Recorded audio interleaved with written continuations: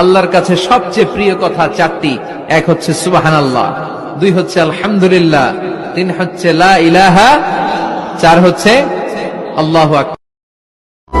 সুবহানাল্লাহ ওয়ালহামদুলিল্লাহ লা ইলাহা ইল্লাল্লাহ আল্লাহু আকবার।